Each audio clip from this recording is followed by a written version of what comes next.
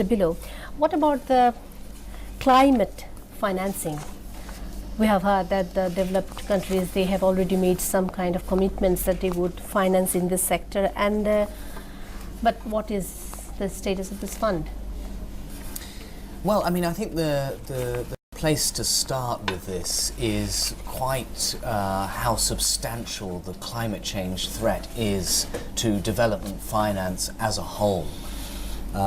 Clearly, in a country like Bangladesh, the visible damage of climate change can be seen, and it affects everything we do. It affects our schools, it destroys our schools, it threatens health and access to health through new forms of disease and giving more widespread water vector-borne diseases, for example. It threatens private sector growth. So climate change is the greatest challenge of our time and threatens the very gains we're making in human development at the moment. It affects, as a result, all of our policies and all of our budget. We've been doing research as UNDP recently in the region, and we're finding that up to 15% of a government's budget is affected by climate change. So countries are already doing a lot to respond to climate change, countries like Bangladesh. And the international finance needs to flow to complement and fill the gaps where domestic finance is unable to fill. And I guess, sorry for the interruption, Yes. I guess there was a kind of commitment from the developed countries that they would actually fill the gaps. And that's the weakest part of this climate change fund.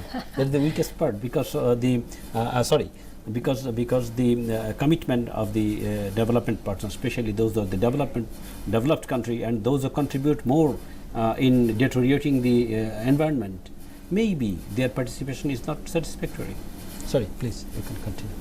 No, thank you so much, Secretary. Actually, I think that this is the biggest debate, that the victims are the developing countries and who are in need of this fund, and the donors who are the cause of this climate change, they are not equally responding through in this regard. That is the biggest debate, I guess. Yes, I mean, the debate is huge, and the challenge is enormous. There are a variety of funds, of course, that a country can draw on for its own development. And indeed, the Green Climate Fund, which is the fund which is being lauded as the new climate financing architecture, is slowly beginning to take shape. It is, of course, an urgent matter which would require finance to flow more quickly than it is. But I should just re-emphasize that this climate change challenge is not going to be cured through one fund alone. It affects all of our finance across our domestic budgets, across the private sector, across ODA, and across what is now being labelled vertical climate finance. And I fear that we would be caught up in the wrong debate if we only discussed how climate change is being responded to through a vertical financing architecture. But just a short answer. Do you think that the fund is running with that urgency that is expected or needed? I think that the actors and the players involved in the process are doing as much as they can to get the process to its fruitful end, but it is not an easy process. I think process is okay. The Mexico conference, the Durban conference, last Doha conference, we talked so much. We talked so much, huge participation, but what is the outcome of these conferences? Maybe we discussed hollow bombast, and we could not create so many things. Unfortunately, this is the reality.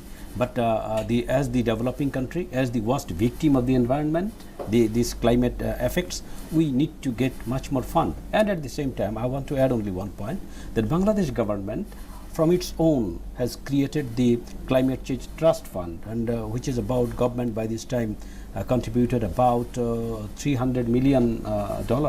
So with this we are doing, and as he was telling about the Green Climate Fund, yes, this is working well, but the climate change resilience fund and others. I believe it needs to be developed. But even that fund does not exist yet in the sense that there's not a single dollar there yet. The problem is it's a lot of promises, and still CSOs think that governments, that development countries should contribute much more than they should. That is their responsibility. So for one, we think that it's very slow.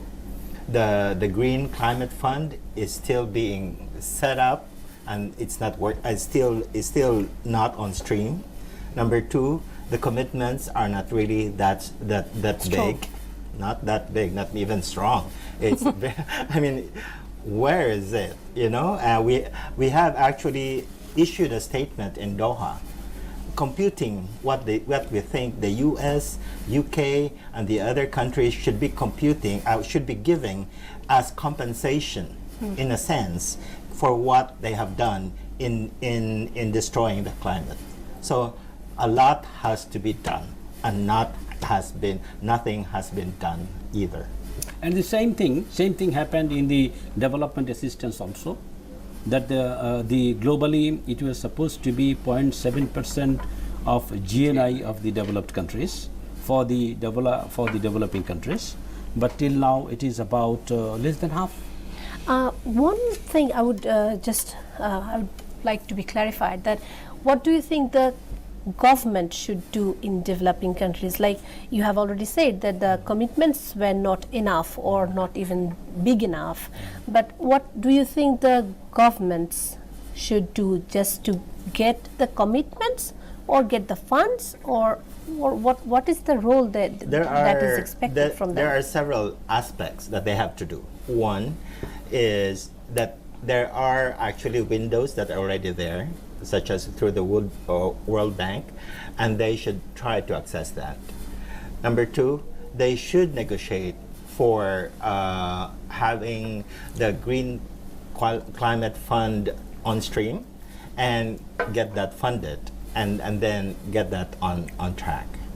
Third, they have to on their own, as Tom has said, there are different avenues that they can access.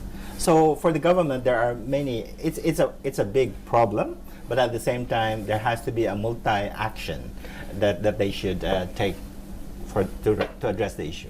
They should have a strong step to take actually and raise their voice and everything. So we can get for CSOs, something else other than papers and commitments and talks.